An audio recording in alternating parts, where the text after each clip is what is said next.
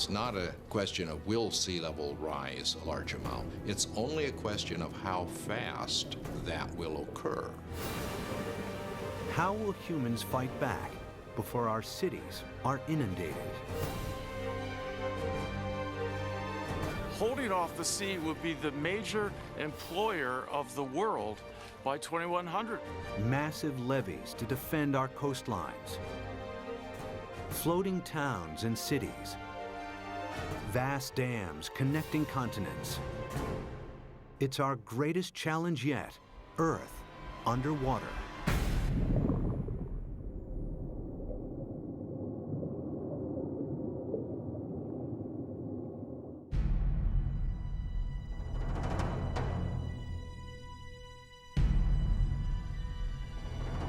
This is New York in the 24th century.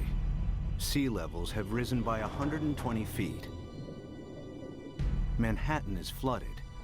What could cause such a terrifying scenario?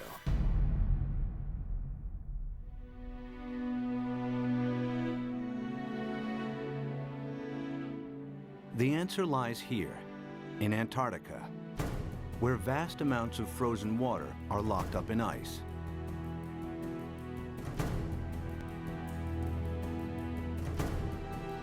Some of Antarctica's ice sheets are more than 2 miles thick. If melted, this ice would dramatically raise sea levels. And the melting has already started. Taxi Jackson, complete.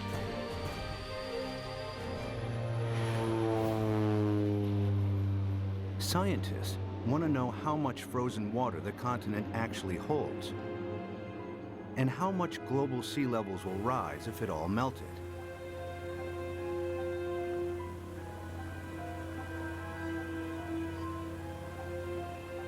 Specially equipped aircraft send radar beams deep into the ice, which reflect off the bedrock and measure the depth of the ice sheet.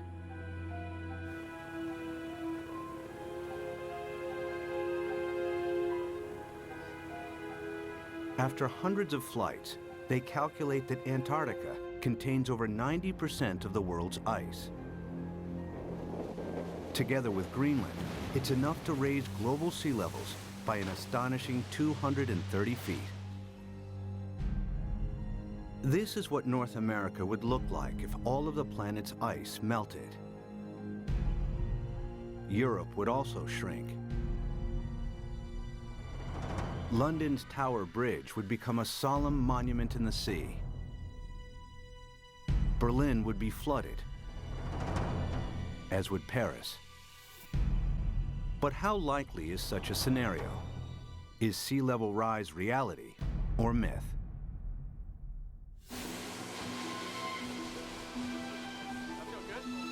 Professor Peter Ward is a paleontologist and astrobiologist.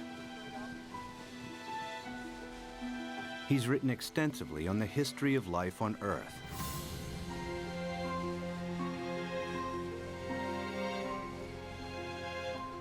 Today, Ward wants to know what would happen to our planet if sea levels rise foot by foot. Somebody give me a zip here. The journey begins in the Florida Keys, a chain of islands south of Miami.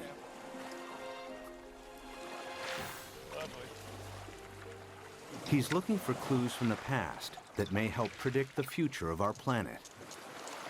All right, guys, you want to go swimming? You ready?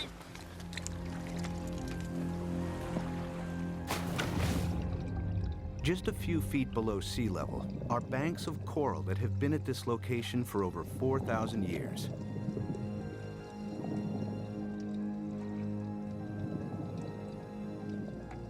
During this period, sea levels have been stable, not just in Florida, but around the world.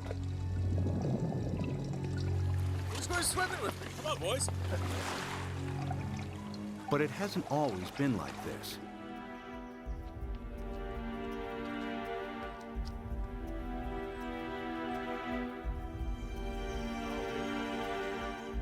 A few hundred yards from shore, Peter visits an abandoned quarry that reveals startling evidence from the past. Oh yeah, beauty. Nice. Look at this dude. Sitting right in growth position, grew straight up. Very nice. I came here at a very young 23 years of age. Our professor brought us to this quarry and said, this is a perfect reef, and it is. Look at this big coral sitting right in place. This is how corals grow straight up. And not very far offshore from us, we have these same corals living in place. And these things have to live in at least 10 feet of water. So we're sitting here. There's not been any volcanism. Nothing has lifted Florida up. How could you get this coral this high up in the air now, unless you had sea level, at least another 10 feet above this? It was the first indication to me that sea level, which I knew had gone down and come up, but I had never thought that it could be higher than it is now. If history repeats itself, our coastal cities would be inundated. Sea level rise is not a myth. It could happen again, just as it's happened before.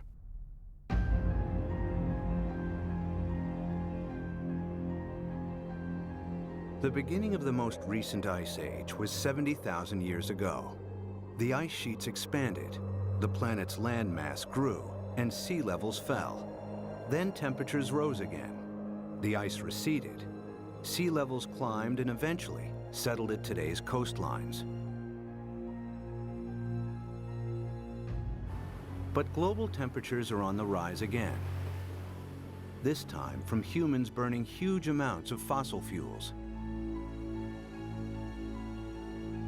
They produce CO2 and other greenhouse gases that heat up our atmosphere. Whenever global temperatures rise, sea levels follow. We have emitted so much carbon dioxide that the amount of carbon dioxide in our atmosphere has increased by about 1/3 in the last 100 years, and it is now higher than any time since at least 1 million years.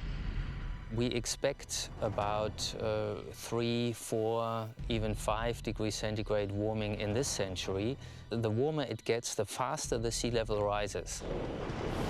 That means sea level rise will get faster and faster as we heat up the planet more.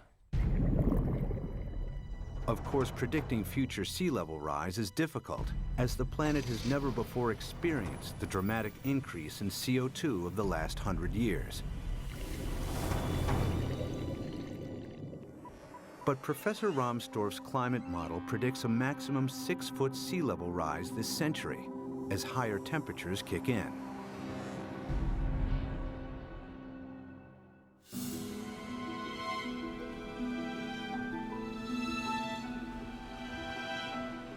One city that would face inundation this century is Miami, Florida. Just a few